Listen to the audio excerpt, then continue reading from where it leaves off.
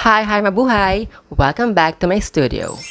So, for today's video, I'm going to do my version of a doll restoration. I got this Ever After High cedar wood from a seller in Carousel. She is a second-hand pre-loved doll that really needs a lot of TLC. And of course, a good hair spa. I got her at a very good price.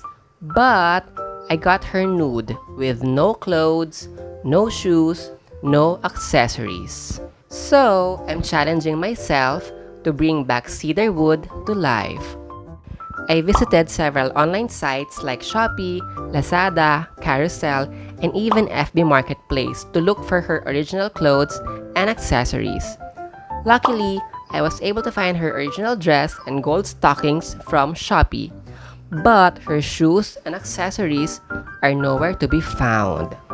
So, I turned to plan B, and that is to look for these items that are as close to as the original, and at the same time, will look good on Miss Cedar wood. And here are my good finds. I believe that these are Cupid's shoes and Ashlyn Ella's hairband. I know that it will work on cedar wood. And I was able to find her original hands. The hands that came with cedar wood are Claudine's, so I was really happy that I was able to find these. So, let the restoration begin. First, let's give her a good hair spa. Like the usual, I shampoo and conditioner her hair.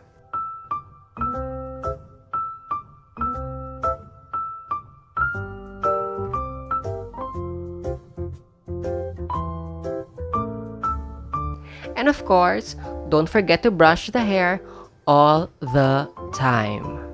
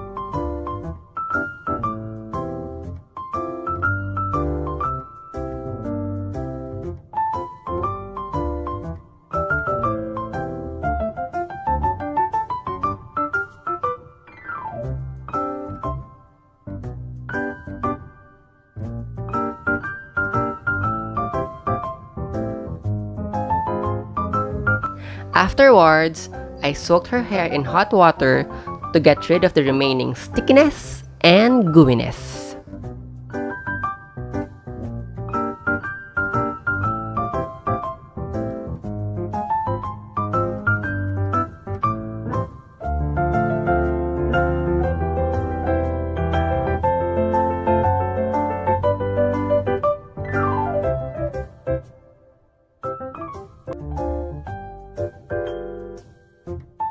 I decided that I want her to have those soft, beachy waves.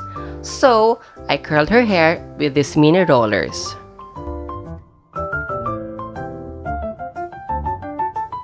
And then, I dipped her hair again in hot water and cool it off in the freezer for about 15 minutes. And let it dry overnight.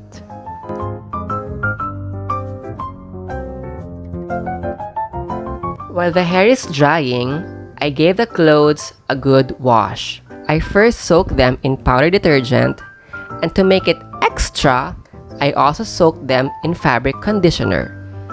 Then wash and let it dry.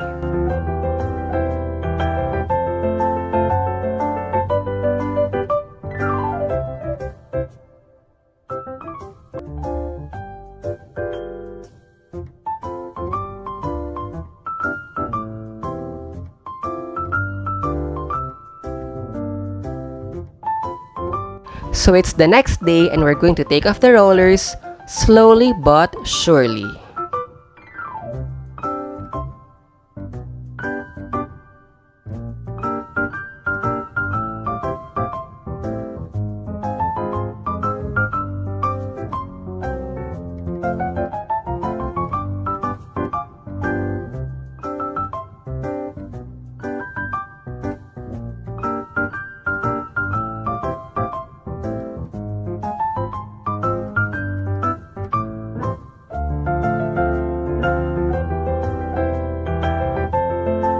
And now, we can bring back cedarwood back to life.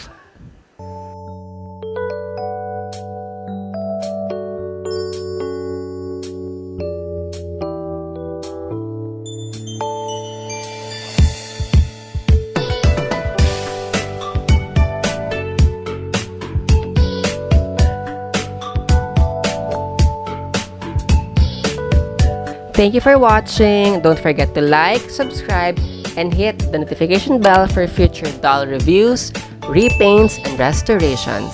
Goodbye and see you soon!